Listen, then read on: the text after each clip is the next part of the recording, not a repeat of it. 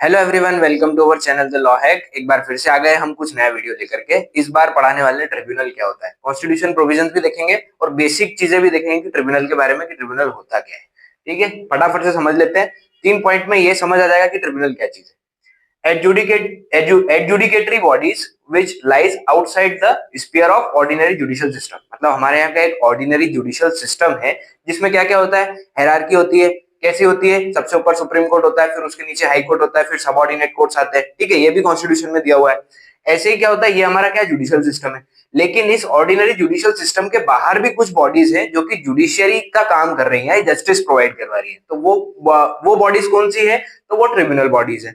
दूसरा पॉइंट आता है quasi judicial features. Quasi judicial feature मतलब पूरी तरीके से जुडिशियल फंक्शन तो नहीं कर रहे वो, मतलब कि judicial power delegated to the administrative authority. अब डेलीगेशन का मतलब क्या होता है? डेलीगेशन का मतलब होता है कि कोई एक अथॉरिटी है जो अपनी पावर किसी और अथॉरिटी को ट्रांसफर कर रही है, डेलीगेट कर रही है कि उसका काम आप लोग भी परफॉर्म कर सकते हो। तो इसको क्या बोलते हैं? डेलीगेशन ऑफ पावर बोलते हैं। अब ये जो पावर है किस चीज का? जुडिशरी का। वो डेलीगेट हो रहा है, किसको हो रहा है? एडमिनिस्ट्रेटिव अथॉरिटी को। अब हम देख चुके कि सेपरेशन ऑफ पावर में क्या होता है कि अलग अलग होता है, एडमिनिस्ट्रेशन अलग, एग्जीक्यूटिव ब्रांच संभालती है हमारे यहाँ की। लेकिन क्या है, जुडिशियली जब वो जुडिशियल फंक्शन परफॉर्म करने लग जाएगी, कौन? एडमिनिस्ट्रेटिव बॉडीज, तो उसको क्या बोलेंगे हम? क्वासी जुडिशियल बॉडी बोलेंगे, जो कौन होता है? ट्रिब्यूनल होता है। तीसरा पॉइंट आता है relieve burden on judiciary and provide speedy justice. अब ये भैया हमारे यहाँ का बहुत खतरनाक चीज ये है कि कोर्ट में केस चल रहा है, चले जा रहा है, चले जा रहा है, चले जा रहा है। तो उसके लिए क्या कर रहा कोर्ट में कि ट्रिब्यूनल्स बना दिए। क्या करेंगे भैया वो लोग? स्पीडी जस्टिस प्रोवाइड कराएंगे, फटाफट से जस्टिस होगा। हाथों हाथ टाइम लिमिट होती है कि इतने टाइम ये वाला केस आया तो इतने टाइम में निपटाना है, ये वाला केस आया इतने टाइम में निपटाना है। और दूसरी चीज क्या होती है, ये ट्रिब्यूनल जो होते हैं ये स्पेशलाइज चीजों के लिए होते हैं, मतलब स्पेशल फील्ड में होते हैं। ऐसा नहीं कि एक ही ट्रिब्यूनल है वो बहुत सारे मैटर्स देख रहा है। रेलवे का ट्रिब्यूनल अलग हो गया, लेबर का ट्रिब्यूनल, लेबर या वर्कर से रिलेटेड कुछ हो गया तो ट्रिब्यूनल अलग हो गया, इंडस्ट्रीज से रिलेटेड हो गया तो अलग हो गया। ऐसे अलग अलग ट्रिब्यूनल्स होते हैं, तो वो सिर्फ उस स्पेसिफिक मैटर से रिलेटेड ही मामले देखते हैं। तो इससे क्या होता है, फटाफट से ट्रायल हो जाते हैं, फटाफट से सारी कोर्ट की प्रोसीडिंग हो जाती है और हमारा जस्टिस प्रोवाइड हो जाता है, यहाँ पे जस्टिस आपको मिल जाता है। तो ये 3 पॉइंट में समझ आ गया ट्रिब्यूनल क्या चीज होती है। अब देखते हैं कि कॉन्स्टिट्यूशन के अंदर कहां पर दिया हुआ है ट्रिब्यूनल। तो फिर जो 42nd अमेंडमेंट था, जिसको मिनी कॉन्स्टिट्यूशन भी बोलते हैं, 1976 में आया था। इसमें जो पार्ट 14A ऐड किया, जो पार्ट 14A है उसमें 2 आर्टिकल्स ऐड किए। कौन कौन से? 323A और 323B। अब ये ए और बी क्या बताते हैं? ए आर्टिकल बताता है एडमिनिस्ट्रेटिव ट्रिब्यूनल के बारे में। एडमिनिस्ट्रेटिव ट्रिब्यूनल मतलब क्या होता है कि जो एडमिनिस्ट्रेशन से रिलेटेड डील कर रहा है। एडमिनिस्ट्रेशन रिलेटेड क्या चीज हो गई कि जैसे कुछ सिविल सर्विसेज से रिलेटेड हो गया, उनकी उनको जो अपॉइंटमेंट दिया जाता है उससे रिलेटेड हो गया, या रिक्रूटमेंट किया जाता है उससे रिलेटेड कुछ मैटर हो गया, तो वो ये वाला ट्रिब्यूनल देखता है। अब इसके अंदर 2 बॉडीज फॉर्म होती है। कौन कौन सी? एक होता है सीएटी और एक होता है एसएटी। सीएटी क्या होता है? सेंट्रल एडमिनिस्ट्रेटिव ट्रिब्यूनल, यानी कि जो यूनियन लेवल के जो एडमिनिस्ट्रेशन से रिलेटेड ऑफिसर्स हो गए या लोग हो गए, जो सिविल सर्वेंट्स है या ऐसे लोग हैं जिनको यूनियन गवर्नमेंट ने अपॉइंट किया हुआ है, उनसे रिलेटेड अगर कुछ मैटर होते तो कौन देखता है? सीएटी देखता है। और अगर स्टेट से रिलेटेड कोई मैटर होता तो वो कौन देखता है? एसएटी देखता है। ये 2 चीज समझ आ गई कि एडमिनिस्ट्रेटिव ट्रिब्यूनल क्या होता है। अब होता है 323B, इसमें दिया हुआ है अदर ट्रिब्यूनल्स। अदर ट्रिब्यूनल कौन होते हैं? तो ये किस चीज से रिलेटेड होंगे? कुछ इलेक्शन से रिलेटेड मैटर आ गया तो ट्रिब्यूनल भैया इलेक्शन से रिलेटेड बनाया हुआ है। रेंट या रॉयल्टी वगैरह सारी चीजें हो गई। टैक्सेशन से रिलेटेड कुछ मामला आ गया या लेबर लॉ से रिलेटेड कुछ मामला आ गया, तो ये अदर ट्रिब्यूनल्स देखते हैं। यानी कि एडमिनिस्ट्रेटिव ट्रिब्यूनल से अलावा जितने भी ट्रिब्यूनल है वो सारे 323B में आते हैं। अब ये जो भी मामला हो गया, ये दोनों इसके अंडर कौन बना सकता है? ये ट्रिब्यूनल बना भी तो सकते हैं ना। ट्रिब्यूनल कौन बनाएगा? तो पार्लियामेंट और स्टेट लेजिस्लेचर के पास ये अधिकार है कि वो ट्रिब्यूनल बना सकते हैं। किसी स्टेट के लिए बना सकते हैं, 2 स्टेट के लिए बना सकते हैं, एक स्टेट के लिए 2 बना सकते हैं। जितनी उनका जरूरत पड़ रही है उसके हिसाब से वो ट्रिब्यूनल बना सकते हैं। अब एक ये जो ट्रिब्यूनल होता है, ये तो चीज तो समझ आ गई कि ये क्वासी जुडिशियल फंक्शन परफॉर्म करता है, इतना तो पता चल गया।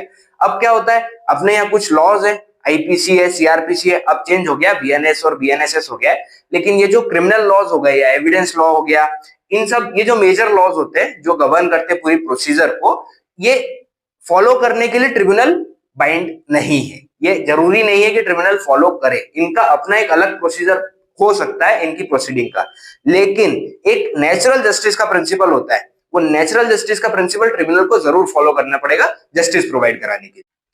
अब हमने ट्रिब्यूनल के बारे में इतना तो जान लिया कि ट्रिब्यूनल पता चल गया होगा कि आपको ट्रिब्यूनल होता क्या है, ठीक है। अब अपन देख लेते हैं कि ट्रिब्यूनल में जो मेंबर्स होते हैं, चेयरपर्सन हो गए, वाइस चेयरपर्सन हो गए, या अलग अलग जो मेंबर्स होते हैं जो फंक्शन परफॉर्म करते हैं, काम करते हैं ट्रिब्यूनल में, उन लोगों को अपॉइंट कौन करता है और कितने समय का उनका काम रहता है या कितना टर्म ऑफ सर्विस रहता है उनका, ठीक है। तो ये देख लेते हैं अपन फटाफट से। क्या है, एक चेयरमैन हो गए या वाइस चेयरमैन हो गए, ये क्या करते हैं, इनका करते क्या नहीं सॉरी, इनका टर्म कितना रहता है, कितना, 5 साल का या फिर 65 साल की उम्र तक हो जाए तो।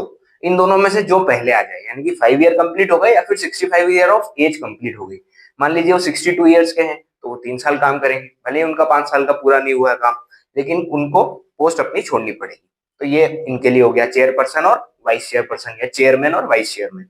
सेकंड, इसके अलावा जो मेंबर्स होते हैं, कौन कौन अदर मेंबर्स हो सकते हैं, जो किसी जुडिशियल अथॉरिटी से लिए हैं या किसी एडमिनिस्ट्रेटिव अथॉरिटी से लिया है जिनको, यहाँ पे ना अपन ने देखा था कि ट्रिब्यूनल जो है वो स्पेशलाइज फील्ड में काम करते हैं, तो उससे रिलेटेड नॉलेजेबल पर्सन तो चाहिएगा।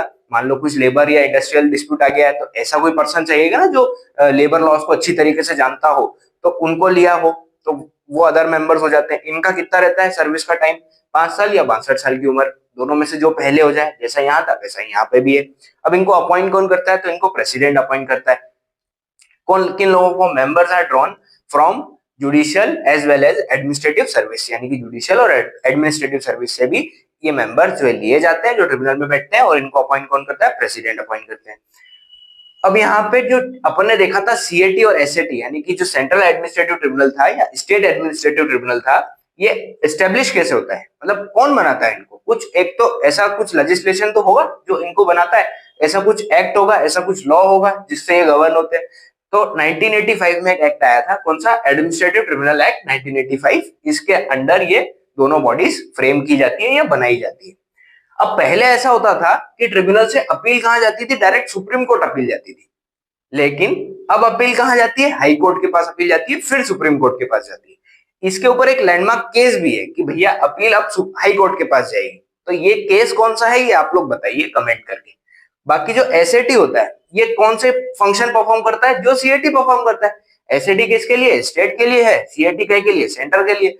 तो जो सेंटर के लिए काम करेगा सीएटी, वही काम एसएटी करेगा स्टेट के लिए, सीधी सच्ची बात है।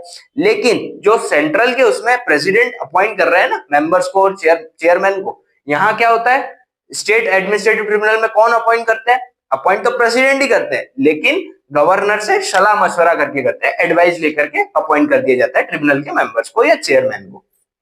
अब एक नई चीज आ गई, ज्वाइंट एडमिनिस्ट्रेटिव ट्रिब्यूनल, जेएटी। ये क्या होता है भैया, ये कुछ नया मामला आ गया, ये तो पढ़ा ही नहीं, सीएटी और एसएटी पढ़ लिया सिर्फ। तो अपन ने एक चीज देखी थी कि एस्टेब्लिश्ड फॉर 2 और मोर स्टेट, यानी कि एक या एक से ज्यादा स्टेट के लिए भी ट्रिब्यूनल बनाया जा सकता है। यानी कि एक, मान लो फॉर एग्जांपल सिंगल एक ट्रिब्यूनल है किसी चीज का, वो क्या कर रहा है, छत्तीसगढ़ के मामले भी देख रहा है और मध्य प्रदेश के मामले भी देख रहा है, तो 2 स्टेट के मामले वो देख रहा है, तो वो ऐसी बॉडी कौन होगी, वो ज्वाइंट एडमिनिस्ट्रेटिव ट्रिब्यूनल होगा।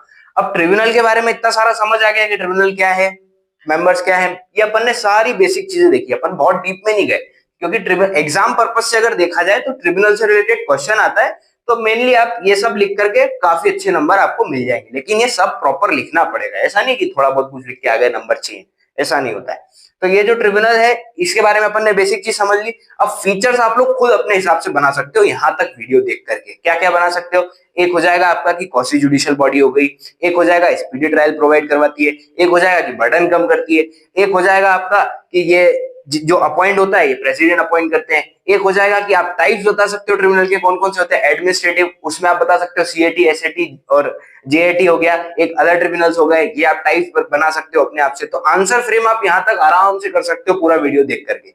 ऐसे ही नॉलेजेबल वीडियोस के लिए लॉ हैक के साथ बने रहिए और चैनल को सब्सक्राइब करना भूलना मत।